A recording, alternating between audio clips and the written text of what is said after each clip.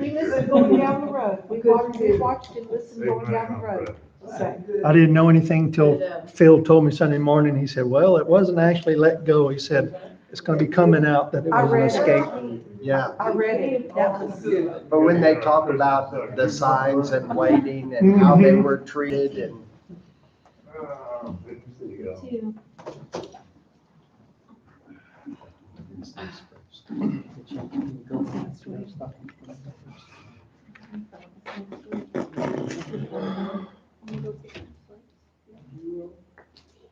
What's that? Can you bring the calendar over so y'all can sing the hero? No, I'm gonna use the loud maker so people that have hard ears can hear it.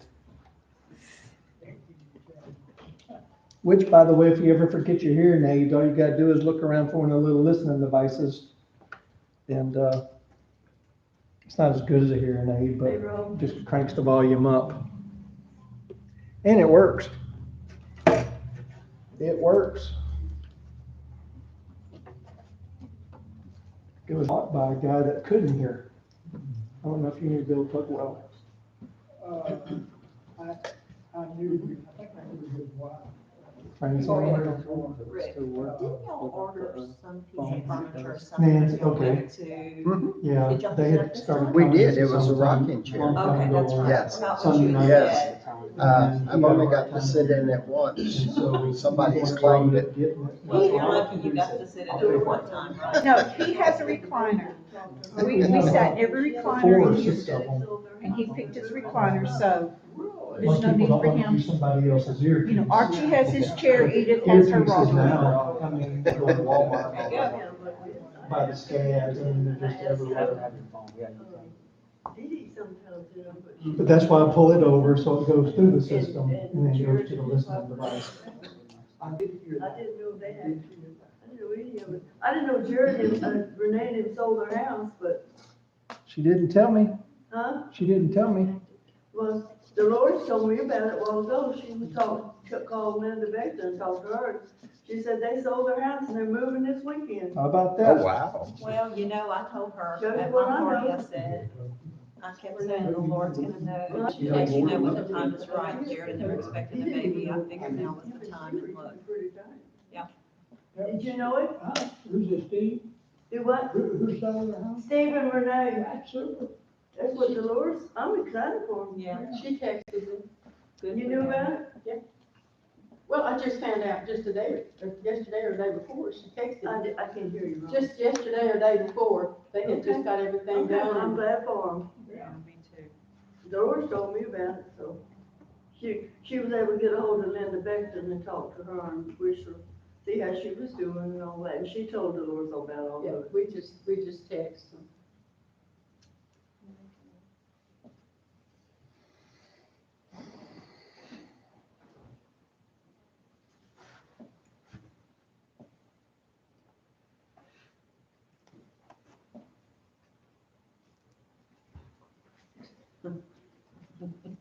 Minus Dave, this is your normal crowd. You can start whenever you want.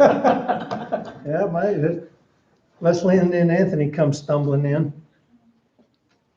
Stumbling is probably the best word. He's having something similar to what Elaine was having. Really? The tendon in the back of his leg was so bad it was causing his heel to hurt. And I think that's something similar to what she was wrestling with. So he's wearing a walking boot. Is that what he's been having, the issue he's been having for several years? Yeah, it wasn't gout this time, it was his heel. So it was gout. If it would hurt, if it would help. Yeah, and he's learning by diet what to eat and what not to eat. And will, I mean, put it out immediately. It's Behind my back or cherries or something. Yeah, if he doesn't eat shrimp, he's okay. Well, don't worry about that with Hoss. He doesn't eat. That's what shrimp. Hoss doesn't like he likes shrimp. Oh, man. Well, we'll go ahead and start. I know. And I'll remind you that next Wednesday night is our business meeting. It shouldn't take long because I'm encouraging you now. They're available in the back. Take it, look through it, ask your questions between now and then.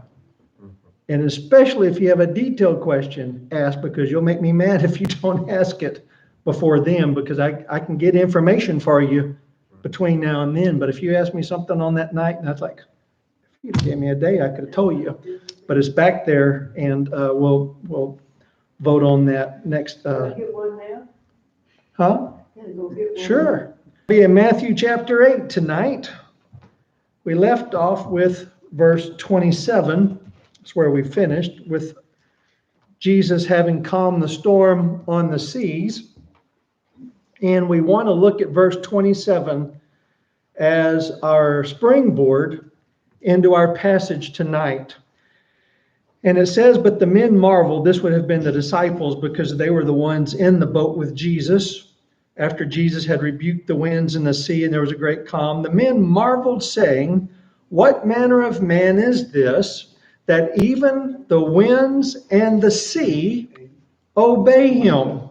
Now, we've got more light, so to speak, than they did. In Colossians chapter 1, I've referred to this verse often, and it's one that we forget to our detriment because of what it tells us. In Colossians 1, verse 16 and 17, Paul writes, for by him, by Jesus, were all things created that are in heaven, that are in earth, visible and invisible, whether they be thrones or dominions or principalities or powers. All things were created by him and for him. He is before all things, and by him all things consist or are held together. Now, according to what Paul tells us in verse 16, and I believe this, Jesus created everything. Why are we shocked then that he can control the weather? Can't you control what you create? I mean, people make watches, and we press the buttons on the side and make them do what they're supposed to do. And that doesn't surprise us. We get in the automobile, we turn the key on, we expect it to start. Why? That's what it's designed to do. And the one that can create it has the ability, and sometimes I know things happen down through the line, and so they have to get the original creator involved to figure out what happened in his program, and they fix it, it goes back right, but he can figure it out. Why? He created it. He knows it. So if Jesus created all things that are in heaven and that are in earth, and this includes this wind and the sea, why are they surprised he can control it? I mean, they made nets, and they knew everything about a net. And they could put it out in the water, and they could control it. Now, they couldn't control whether they caught fish or not, but they could control their nets. But as we look back using that verse, we need to also use it to look forward, because not only the things that we can see that are created in heaven and earth, but those things which are invisible, whether they be thrones, dominions, or principalities or powers as well. He created all of them. And if he created all of those, who controls it? He is. He has a right even to expect that men would honor that. He makes demands. He's the creator. He is the one that has put them into being, that has brought them into being. And so if he has created all powers, then he has power over them, right? And if he's got power over them, why should we be afraid? Ever. I realize maybe demon possession troubles some people, but if you are in Christ, and Christ has created all authorities, powers, dominions, then greater is he that is in you than he that is in the world. We don't need to fear him. Yeah, but Brother Luke, that demon in Acts, it chased the 7 sons of Sceva out. That's because they weren't Christians. They were trying to mimic what they saw the disciples doing. And we'll look at that in a little bit depth. But knowing where we're headed, I'm laying the foundation here because we're about to talk about the demon-possessed men. If Jesus can control the winds and the waves, it stands to reason he can also control the other powers that he has created. He had created the angels. Some of them fell, went with Satan, and those became what we know of as demons or evil powers. And so when we get into verse 28, using that, as I said, as a springboard into tonight, when Jesus was come to the other side, and this is the other side of the lake. Now, sometimes in your readings, possibly even in some of your footnotes, your Bibles may call it the Sea of Tiberias. It may call it Lake Gennesaret or the Sea of Galilee. All three terms describing the one place. Why would it be called the Sea of Tiberias? If you were to look on your map, Tiberias, if you're looking at the map, Tiberias is going to be about halfway on the west side of the lake. And that was named after Tiberius, the great Roman. Gennesaret has to do with the area surrounding, and the Galilee is the region as well. Different names. We're known as Moss Bluff. We're known as Lake Charles. And there's another name every now and then. I can't remember the other one that gets thrown out that causes me to be like, where in the world did that come from? The weathermen, they use these strange names. I'm like, where in the world are y'all getting these from? And if you look up on some of the Google Maps, sure enough, there it sits. And I'm like, I didn't know that. And I was raised here. But different places, New Orleans, the city that never sleeps. Sorry? The Crescent City. It's all the same place. It just depends on what you're referring to there. And so that's what's going on in this passage. They're crossing the Sea of Galilee. You're looking at the map. They're crossing from here and they're coming down here to the southeast edge. And it says they come into the country of the Gergesenes. Your Bible may have the Gadarenes there, or Gadara, because nobody knows what to do with the Gergesenes. But I want you to focus not on the city, but he says the country, because we know that they're going to stay by the water. So he doesn't go to the actual city of Gadara.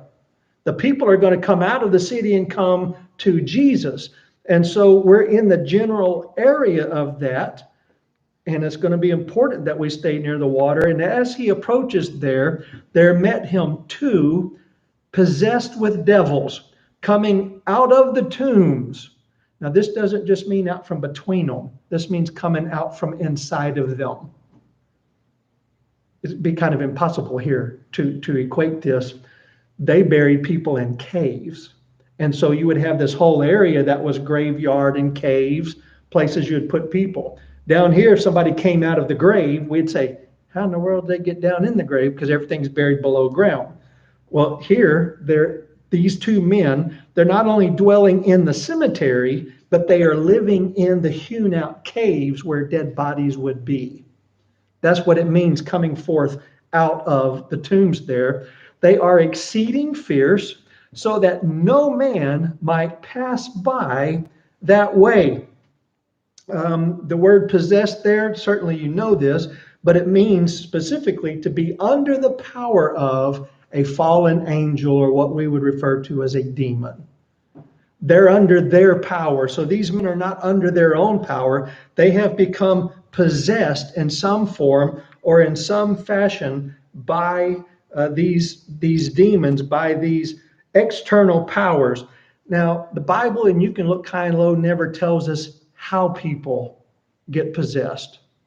It's not there. We read about how people are possessed. We never see how they get there. I want to throw out just a couple of things for you to think about. We can talk about them, how that might happen. Revelation chapter 20 and verse 8 gives us a little bit of insight, believe it or not. Revelation 20 and verse 8. And that's not right. It's 21 verse 8. Chapter 21 verse 8. But the fearful and unbelieving and the abominable and the murderers and the whoremongers, and if you're reading the King James, the next one says sorcerers. The word behind the word sorceries is where we get pharmacology from. These are people that use drug-induced states either upon somebody. You would drug them to manipulate them into an altered state for whatever purpose. And we're not talking about date raping, but they want to know the future. They're trying to overcome something in their life. Maybe they're trying to get a spell cast on somebody they don't like. Your mind can run the gamut there. And so these sorcerers, they would induce them in a drug state to try to manipulate that into being. They would also use drugs as a part of their false ritual. Well, not false rituals, their rituals, their perceived manners to get in touch with the dead.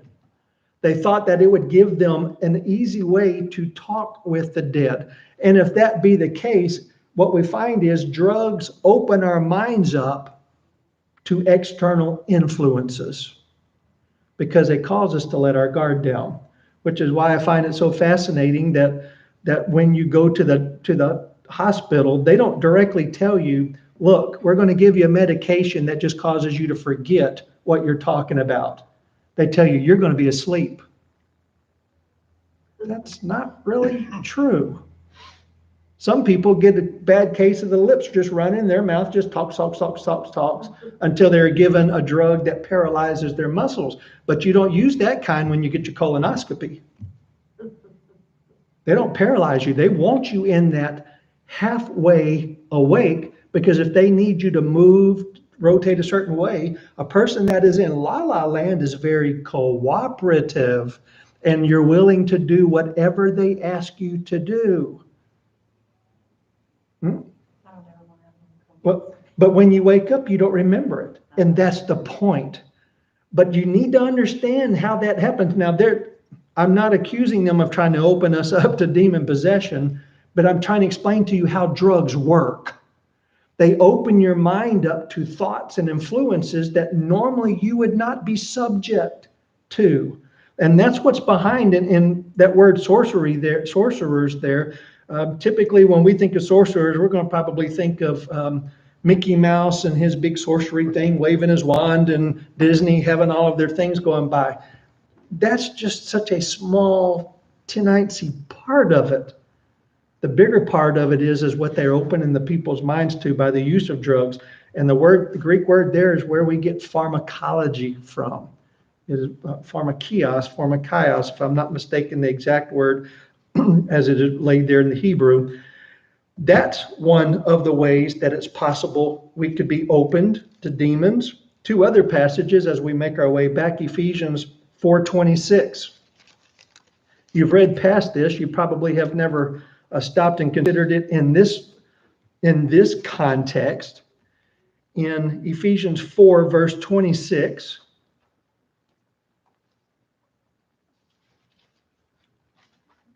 Paul writes, "Be you angry and sin not. Let not the sun go down on your anger, neither give place to the devil." If you let the sun go down on your anger, what does he say you're doing? You're giving place to the devil. You're yielding yourself to his influences. Now, he doesn't say this is going to cause you to be possessed, but we can certainly trace this out. The more you open yourself up to him, the more influence he has over you, the more likely he has a way to invade you. You know, this stuff is still going on today. Yeah, it is.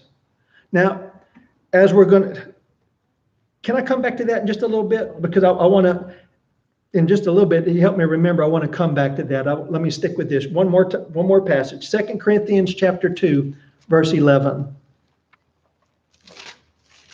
2 Corinthians chapter 2 and verse 11.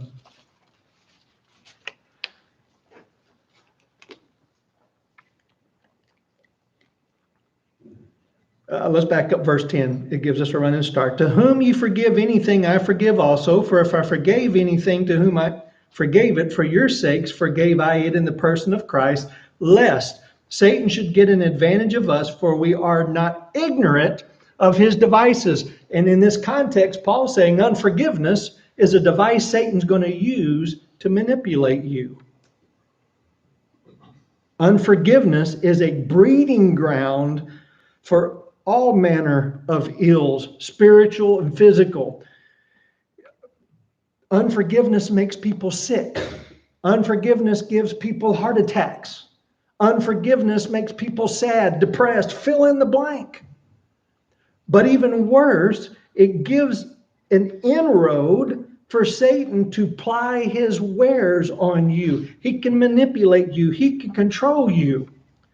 Now, having said all of that, and I'm not trying to say that behind every bush is a devil and a demon. That's one extreme. The other extreme are those people who deny he even exists. There are some people who say demon possession doesn't happen today. And then there are some people, man, look, see how angry they got? They were demon possessed.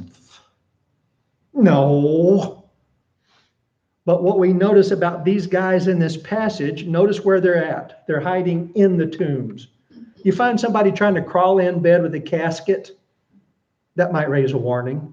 And not somebody who's grieving really bad, but somebody who's of the morbid thoughts, who is overexcited about death and those kinds of things, or who is maybe withdrawn. We find in the Gospel of Luke, chapter 8, a little bit more about these guys. Notice Matthew says they were exceeding fierce. Luke tells us how fierce these guys were in Luke chapter 8. Verse 26 starts the parallel story. So if your Bible doesn't have a cross-reference between Matthew and Luke there, you might want to write that in Matthew and Luke, that their passages are parallel. So Jesus, in verse 26, has gone over to the country of the Gadarenes, which is over against Galilee. And notice again, we're in that same area. He went forth to land. There met him out of the city a certain man which had devils long time. He wore no clothes. Now, this is not like the streakers of the 70s. Don't make that connection. But he is opposed to wearing clothes. The demons have stripped him. He neither abides in a house, but he abides in the tombs. Look down to verse 29. For he had commanded the unclean spirit to come out of the man, for oftentimes the unclean spirit, had caught him, the man, and he was kept bound with chains and in fetters, and he broke the bands and was driven of the devil into the wilderness. He had exceeding strength, like the Incredible Hulk kind of strength. Y'all remember that's part of what the whole premise of that movie was, and there was science behind it. They were trying to tap into the incredible strength of people, because there are some doctors and there are some people that follow this. They're amazed that in a real life circumstance, a car may be flipped over in a loved one, and somehow daddy, mama, somebody walked up and picks the car up and gets it off the loved one, and once they're rescued, they put it down, and everybody's like, how in the world did you do that? Well, we say it was an adrenaline rush. Some of the cases, you're not going to convince me it wasn't an angel of God strengthening him to be able to do that. But this is because of the demon. You cannot chain him down. Now, he's going to tell in the Luke passage that his name's Legion. A legion in Roman military terms would have been somewhere around 6,000 men, give or take. So we're not talking about one. We're talking about a massive infestation here. Ghostbusters would have had a time with this dude right here. I don't know that they could have caught him without crossing the raid, so to speak. If you've seen the movie, you know what I'm talking about, and I'm being facetious. But the guy has a great strength. So notice these about these guys based upon the passage in Luke and based upon the passage in Matthew. Exceeding fierce, not just dwelling around the cemetery, but dwelling in the caves with the dead. Remember, they put the dead in there till the body decayed enough, then they collect the bones, put them in a little box called an ossuary, and you store the boxes in the side, and then you could keep reusing that same place over and over and over again. And so you could stack your entire family in one corner of the cave and still have room to keep on burying. Well, that's what we're going to have to be doing around here before long. Our cemeteries are filling up faster than we can do anything. Well, if we went back and collected the bones, we could put them in a small box, put them in the foot of the next loved one's casket, and we could keep reusing it. Now, you may think I'm crazy, but that would solve a lot of our congestion in our... Okay, so let me pick on you since you find it morbid. These guys are living in the midst of that. That was their time, so they did that. We don't do that. But it gives you a framework. That's what these two men, they found comfort in that it was comfortable for them. They didn't want to be around people. And so this is what I'm getting at. Yes, I believe demon possession can happen today, but when we find them in the Bible, there are things that set them apart. They don't want to be around the regular populace. They don't. When a demon possesses a person, it drives them to do stupid stuff. I mean, that's not a really good Greek word, but it's just things that are out of what we would consider the ordinary. So they like to isolate. They like to go to places that we would consider morbid, or things that Just normal people don't do those kinds of things. Exceedingly great strength. And that doesn't match most of what modern people call demon possession today. We don't see that. Now, I believe demon possession happens today, but just because somebody falls on the ground and shakes a little bit doesn't convince me they got a demon. So I agree, but I also disagree. A lot of things that we label as demons, that's just our overactive imaginations. I'm opening it up to talk. Before I go further, I'm throwing that out there. What say ye? When you began to speak about this stuff, I was reminded of a thing that happened to me back several years ago. I was at a weekend ministerial session going on. Must have been about 100 guys up there going into President Phelps in DeQuincy. And I guess the mid-afternoon count or something was going on, so we had a break in minister action because we were at church services and trying to minister to the guys and all manners, what have you. But this young man, I think he was about 18 years old, walked up and he says, "I hear you're a Gideon." I said, "Yeah, that's right." And he said, "I got an interesting story to tell you." And he told me about how he grew up and how he run street gangs from the New Orleans area. And he said they got into Satanism. And he told me about the drugs they used. And he was with 2 or 3 guys, and they were in a motel room, just young guys, with this older guy we referred to as a satanic priest, but they were doing this thing, trying to submit themselves to let the demons take over their body and what have you. And some of the things that he told me that they did, and that they were planning to do with this mind-boggling, talk about morbid. But I thought it was pretty interesting to me to hear him talk about what was going on. But the story knelt down to where he had, for some reason, he felt something come over him. And he said he reached in the drawer because he was laying down in the aisleway or beside the bed or something there when another guy just talked. He said, we were talking to each other. He said, we weren't saying any words or anything. We just started doing telepathy or whatever what they were doing once they got into these states that they were in. And he said, he reached in a drawer on the little table beside the bed, and he said he pulled out a Gideon Bible and he started reading.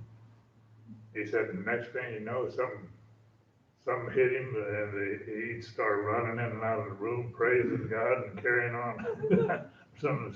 And all the guys that had gone there to go to this satanic priest, to submit to what he was wanting them to do. They just all turned against him or something like that. And here, this was a couple of years later when he was over at Phelps, but here he was way over from the other side of the state, trying to minister for Jesus Christ. So he had an experience, and he also had a childhood that was unbelievable too, and he shared all that with me. So. Yeah, there's no doubt he was in contact with it, but whether he was actually demon possessed doesn't fit. At least biblically what we see. I never saw him back when the days he was telling me about. He was just telling me about some of the things that they experienced and what happened. If you look at and I'm not going to turn to it, but the Acts 19 passage is the 7 sons of Sceva. Now don't think sons. Think young men in their late teens, early 20s. What we would consider mostly the prime. And he overpowers 7 of them. I mean, I dare say, 7 men can just about subdue anybody, right? Pretty much. And this demon is so strong, he not only isn't subdued by them, but he rips their clothes off of them and chases them out of the house. Extreme strength. Is there any wonder why these people didn't like him? Why they would avoid him? If he comes out to meet you, if chains can't hold him, let's run the other direction. But Jesus shows up. And when Jesus shows up, the tide is going to turn. Now, but one more thing before we get there, let me throw this out. Tarot cards are nothing to be played with. They can open you up. Yoga. People tell me, but I'm doing Christian yoga. Then you're either not doing yoga or you ain't Christian. Christian yoga cannot go together. That's like saying I'm a Christian Muslim. They're mutually exclusive. Yoga is a practice whereby you empty your mind and you open it to all of these special powers. And bless YouTube, they had this guy on there that he was convinced he could control his chi and nobody could hurt him. And so he's going to do it, and he's going to allow this guy to try to get a fist in on him. That guy couldn't have stopped a feather from swatting him. Every time he told the guy, go ahead, I'll block you this time, that guy'd get a slap in on him. But they open themselves up to, and we know that behind every false religion is what? Idolatry and demons. And so all of those things, the Ouija board, seances are you're attempting to get in contact with the dead. All of those things, they open you up. I'm not saying if you took part at one time, you're possessed forever, but they open you up to this kind of influence. Now, they come running out to meet Jesus, and they cried out in verse 29 saying, what have we to do with you, Jesus, thou Son of God? They recognize Jesus right off the bat. Compare that and contrast it with the religious leaders. Who are you? Where have you come from? They ain't got a clue. They claim to be spiritual, but there is no spiritual depth in the religious leaders, for here even the demons see better than the high priest does, at least at this point. What have we to do with you, Jesus, you Son of God? Are you come to torment us before the time? Are you here to drive us crazy? Are you here to inflict pain and punishment on us before our time? Who was hell created for? Satan and his angels. We find that out in the book of Matthew later on. I think it's in chapter 25. Let me look real quick.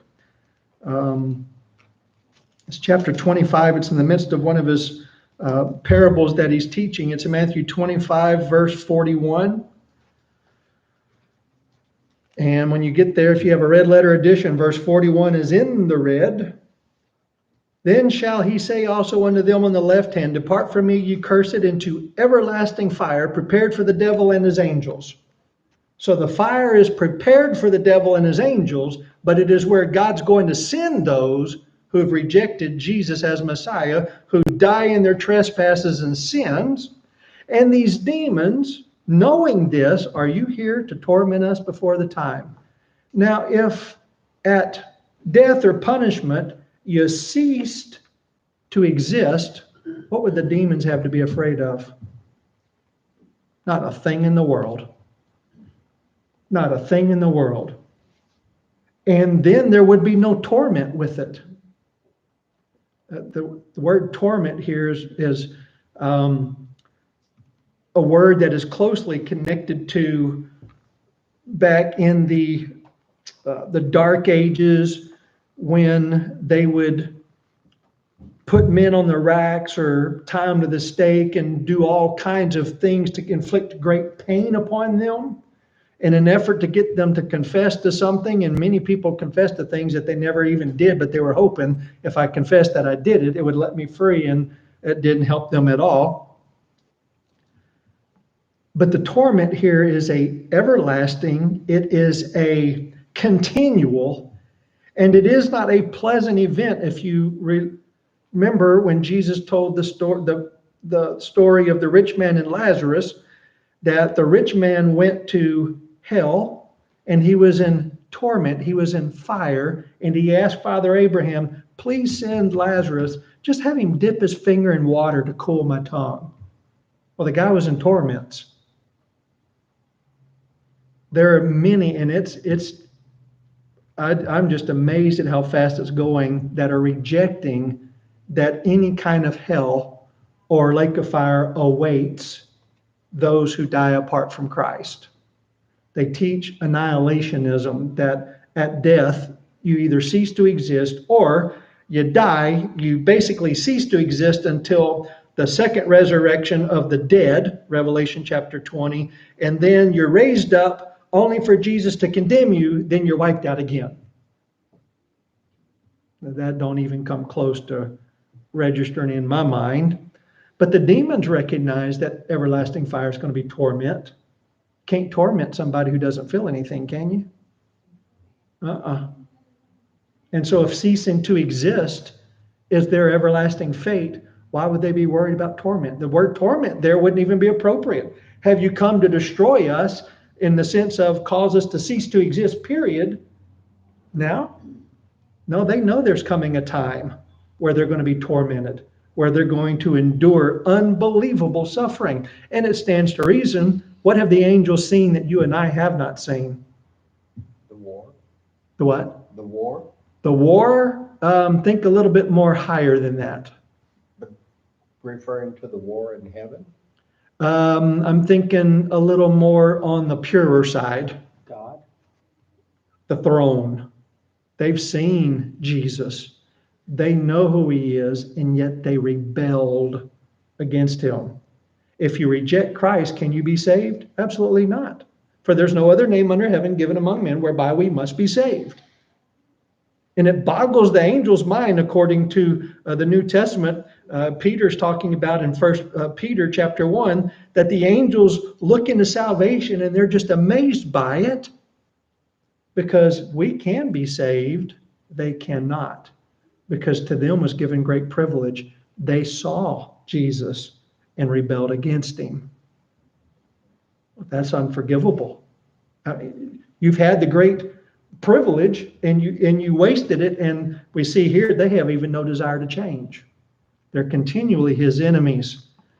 So they're worried that Jesus has come there to torment them before their time. They know it's coming. They know their time is going to end, but they're concerned that this is it now. So there was a good way, and there was a good way off from them, a herd of many swine, many pigs feeding. So the devils besought him, and notice the plurality there that agrees with Luke and Legion. If you cast us out, suffer us to go away into the herd of swine. Now, I have wrestled this for a long time. Why in the world did they want to be cast into pigs?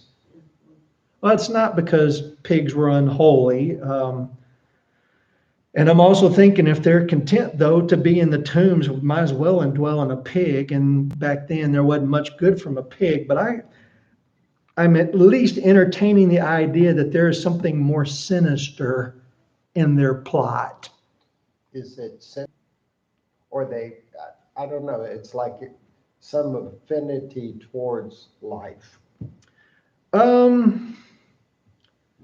I mean, obviously they desire to inhabit a person, otherwise they wouldn't do it. But they don't need it for their existence. Okay. So I'm looking at it as sinister in motive because they know what they're planning to do once they get cast into the pigs. Go on. And if we get cast into the pigs and we cause all the pigs to die, somebody's going to be upset about their investment. And if they're upset with their investment, who are they going to be upset with? The one that cast them out. Exactly. And guess what does happen at the end of this passage? The people ask Jesus to leave. Now, I'm thinking this in my own thoughts, and I did not read any commentaries about this. Simply, what I'm telling you is this is just my thoughts. Jesus knew what they were going to do. Jesus not only knows what was and what is and what will be, but if circumstances and scenarios were changed, he could tell you the outcome of each and every one of them. He said, woe unto you, Bethsaida and Chorazin. If the things had been done in Sodom and Gomorrah, which were done in you, they would have repented. Now, Jesus is not speaking hyperbolic there with hyperbole. He knows if this had been done, things would have turned out different in different places. He knows everything, every possibility. So this doesn't catch him off guard. But it doesn't change what he's about to do either. Because it forces the people to come to grips with something that we need to weigh as well. So before I get to that, verse 32, he said unto them, go. Now they couldn't do it until he said go. So who's got the power? Jesus is in control of the situation. When they were come out, they went into the herd of swine, and behold, the whole herd of swine ran violently down a steep place into the sea. That's why we know Jesus wasn't in the city. Number one, they're close enough to the sea that this could happen. And the pigs all perished in the waters. I'm going to assume pigs can swim because they get over the bayou and the river to come right up in our yards. So something else is happening here. I think the demons that's why I'm leaning towards sinister. Now, if somebody else adopts another thing, I'm not going to draw my sword and say, let's die on this hill. I mean, because we're used to hearing it the other way. But I think this is very sinister, and I think the demons thought they were going to thwart Jesus in this. Well, anytime we hear something about a pig, it's nasty. Well, especially now, this is deviled ham. Who wants that now? Lord help us. Unintended. Oh. Not only were the pigs there, but so were their keepers. And they that kept them fled and went their ways into the city and told everything and what was befallen to the possessed of the devils. So they go into the city and tell everybody what has gone on. How Jesus has cast the demons out of these two men. How the demons went into the pigs and how the pigs rushed headlong into the sea and how they have all drowned. They have told the city everything. And we would certainly be excited for the men that we used to not be able to keep under chains, that hid away in the caves with the dead people, that hung around bodies and decomposing flesh and all of that. That was their lot in life. They're back to their senses. We can welcome them home. They can come back to the city and we will celebrate. Right? Nope. Behold, the whole city came out to meet Jesus.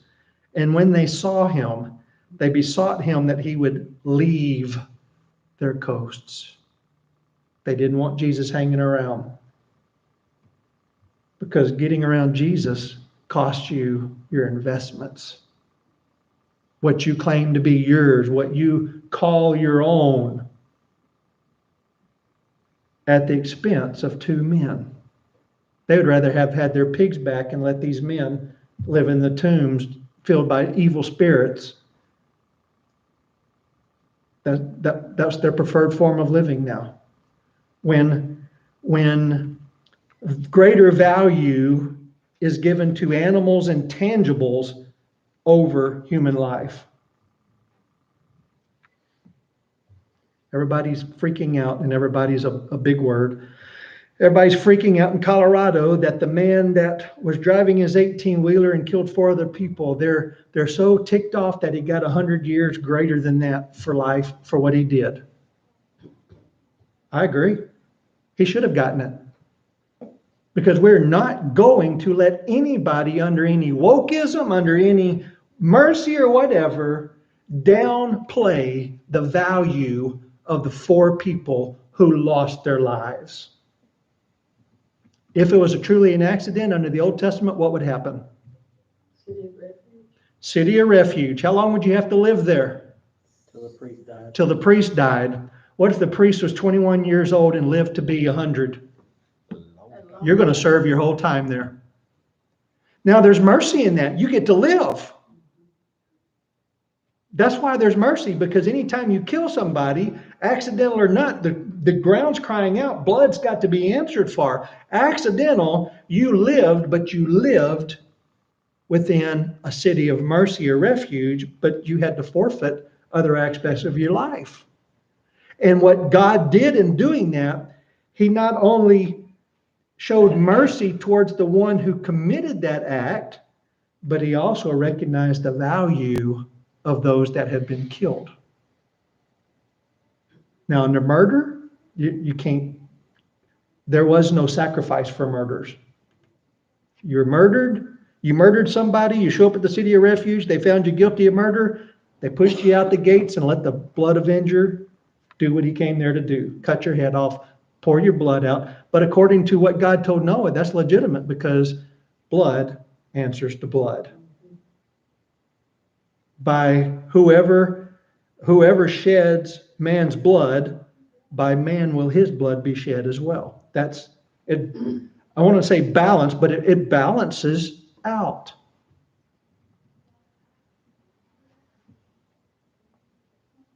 And I am afraid, I'm not afraid, I know this to be true, the value of human life has been lost. It's not worthy anymore of anything. I believe in being good stewards of creation, but no minnow swimming down any river in California is more important than a human's life. And if they need water, you kill the little fish. You kill the fish. If you're driving down the road and you've got a choice, kill a person or kill a dog, that shouldn't even be a thing you got to decide. You kill the dog every time. You kill the possum, you kill the armadillo, you kill the snake, you kill the squirrel, you hit the bird. I don't care what it is, you kill it. You don't hit a person. Because the person is of infinite value compared to the creation. But we've got that flip-flop turned upside down. In fact, our judicial system doesn't even make sense at all. But it's nothing new, because here, these people wanted Jesus to get away. He cost them their investment. I imagine the stock market crashed in Gadara that day. You lose a whole herd of swine. I mean, that's... I have a question, and maybe I missed the answer or something, but I know the pigs died. Did the demons die? Just because they were Nope. in them, the demons don't die, do they? Nope. I Nope. mean, those people lost all their pigs, and maybe that's why they wanted to go into the pigs would die and they'd be free again? Well, I mean, they were going to be free no matter what, so to speak. But you can't kill a demon? Cannot kill a demon. I guess my question, how did the city people or the person know that Jesus did it? They're a long way off. Well, the herd was a long way off. Well, but wouldn't the protectors or their guys watching them be there with them? I imagine probably what happened, they caught wind of what was going on when they saw the entourage come on bank, and they said, watch this, they're about to get run off from these two guys. And I imagine they kind of left their pig sitting kind of alone. Because Matthew's an eyewitness. He's not going to make a mistake here. He's an eyewitness. And there would be no other way for those herdsmen to know this other than to be an eyewitness of what took place. It seems how odd to me that there'd be, you know, the pigs off a long way off. These guys come floating, demons float through the air or something. Yeah, I don't think they saw the demons floating through the air getting on their pigs. I think they were eyewitnesses of what is happening here, and they put two and two together because they would have heard the demons say, cast us into the pigs. But pigs, although they're herded, are probably being kept under guard so that they're easier to capture when they want to kill one, because even around here, there's not much that's going to get one. I mean, an alligator might. I don't think an eagle's going to stop and get one. And so in biblical days, I don't know that there were a lot of predators. I mean, a bear maybe, or a lion maybe, but pigs just, I mean, we see that in Moss Bluff. They don't have a herder, and they go through our yards just doing what they want to do. And their group doesn't get smaller, it grows larger. So I think the herding point here is more not for the pig safety, but for control so that we can get what we want when we want. So I think they're going to be with, because they know everything. Verse 33, they went and told the people everything. They know it all. But they also watched their herd go. Who owned the pigs anyway? I guess somebody owned them, they were complaining about Jesus killing them all. Well, the herders would have had somebody they worked for. And so somebody in the town owned them. I was thinking in terms of the Jews, they don't have any use for pigs, so why would they be raising them? You're assuming, one, that all Jews followed the law. You're assuming that Jews would not manipulate the law. If they would hide their money from their parents, certainly they would grow herds of pigs to sell to Gentiles and make profit off of it. but we're not told. I mean, I can come up with more like that. Who's to say that they were Jews? I mean, there could have been Gentiles living there. We actually are in a Roman province, and so it is not strange to see people that aren't Jews in the area. Okay, I guess I was thinking it was pretty much all Jewish people that were in this particular scenario, but. Yeah, and I would be happy to believe that if you can show me a verse. That's why I'm leaving it open. I'm not saying no, but I'm saying if we assume that, then I'm going to say if this were all Jewish, then they were really rotten Jews because they were raising pigs not to eat, but to sell to Gentiles to make money off of them. Just a thought, I guess, that I had been planted in my mind back decades ago or something about this story that I never did figure out exactly, but you're right, they might belong to somebody I else. put nothing past them in this context when we see later on, Jesus said, y'all strain at a gnat and swallow a camel. So they manipulated the law to their best. And so if we go that route, I don't think they were eating them. I think they were using them for money-making profit, which would still fit into what I'm saying. They cared more about their pigs and the loss of the pigs than the fact that two men are now sitting in their right mind, no longer under control of the evil one. That's the sad state. And that's still going on today too. And that's my entirely point, that we lift up the value of things and don't value human life. And part of that stems from evolution. You realize if we just evolved, what is human life? People tell you, we're just another animal. There are some people that think we ought to all be wiped out because we're impacting Mother Earth for the negative. Well, you stupid head, if we evolved, we're the same thing as the other animals. We're just a better animal than the other animals. They don't lead by example. Well, no, none of them ever do. The imams don't lead by example. Oh, go blow yourself up and go to heaven. Why ain't they doing it? But again, the point's valid. If human beings are a plague upon the earth and they're preaching and teaching that, why don't they kill themselves? No, because they want you to be off because they want everything for themselves. Mm-hmm. Yeah, they're rotten, sneaky to the core.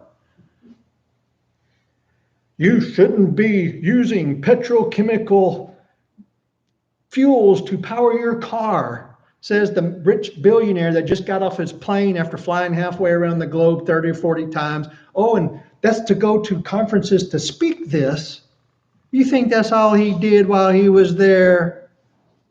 You think he didn't go shopping a little bit and looking at the sights? And Greta Thunberg, bless her little heart, manipulated by people. She gets on a boat that is full of petroleum products to protest petroleum products. But you see, that's what happens when we get away from God creating everything and God telling us to exercise dominion.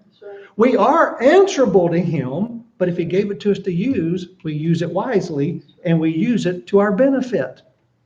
And it makes sense. We don't just pump chemicals out of the plants into the waterways. That's foolish. Then we kill our fishes, and for long we create problems worse for us. So it doesn't make sense that we would be bad stewards, but we're called to be good stewards. But why can't we use it? And all these people, man, we need to get rid of fossil fuels. Well, nobody's making you drive a car, start walking. Right. We'll be like they were in biblical days. We'll all be skinny people. And if you got to walk 2 or 3 miles a day, you can't help but lose weight. It's impossible to be portly when you have to walk everywhere. But you can't. Of course, our shoes, we have to give them up. What are our plastics are made out of what? Petroleum byproducts. If you go to the hospital, give up all your tubes. All of those plastics are made from petroleum byproducts. Hey, I pay attention to some of them commercials when they tell you money was donated by this group to fund this thing. That's all in there. Everything is petroleum byproducts. Might even have to give up some of these masks that were being forced to wear. There would be no way to have a mask. We'd all be having like that man walking around the store, he wearing underwear over his mask. Yes. I kind of thought that was pretty cool. He had eye holes and his mouth was, There was one on an airplane too, and they kicked him off. yeah, they did. I don't know why. No sense of humor. You what? No sense. No of humor. sense. It was effective. I mean, it's filtering. But again, it brings it back to, if they're Jews, the hypocrisy is rank with these guys. But worse than hypocrisy is they valued human lives less than pigs. How low can you go? Unless it's their own. No, that's what I'm saying. They valued lives less than human pigs. Why, you seen this advertisement on television about adopting a polar bear? No. Yeah, they show a mama polar bear with a little one, and they're standing there at the edge of Their eyes is melting. ice or something or other, and then their habitat is being destroyed because of global warming. But if you want to adopt one, you can, somewhere now they're going to channel the money to the polar bears so it'll better their life or something. But if somebody would contribute to something like that, right, when they can read in the paper about 4,000 innocent babies being slaughtered in the womb every day, just in the United States, and they don't get concerned about that, they would be concerned enough to send money for the polar bears. Because we don't value human life. That's an example of what you're talking about, I think. And supporting the death penalty is not opposed to human life. What it means is the murderer, the victims of this murderer, their life had value. That's right. You said blood for blood. Blood for blood. I didn't, before I was a Christian, I didn't believe in capital punishment. I thought that was a bad thing. We should do away with it. After I got to reading the Bible, I changed my mind. I said, well, evidently I'm supposed to believe in capital punishment or something. Secular humanism will sink you every time. It'll sink you every time. Final thoughts or questions? Jesus is greater than who or what? Yep, What did you say? yep. Yep, Jesus is greater than who or what? Anything. Everything. Don't forget that. There's nothing coming against you that he's not greater than. You might have to go through a storm. You might lose something to the pigs running in the ocean, but Jesus is greater than anything you face. Our Father in heaven, help us to value what you value. Help us to hold true to your word. Help us to love not in word only, but in deed as well. May the truth that Jesus is our creator, our sustainer, and our keeper give us great peace and safety in our hearts and our minds. Thank you that we are allowed and permitted the privilege of serving the King of Kings and Lord of Lords. And especially as we celebrate this time of year, may we remember why he came. To die for our sins, as well as to demonstrate his power over not only sin, but principalities and powers of darkness and evil. May we hold these truths very close. May they encourage us in the days ahead. We pray this in the name of Jesus Christ, your Son and our only Savior. Amen. Luke, Yep. I have a poem, and it's about the birth of Jesus. No room in the inn.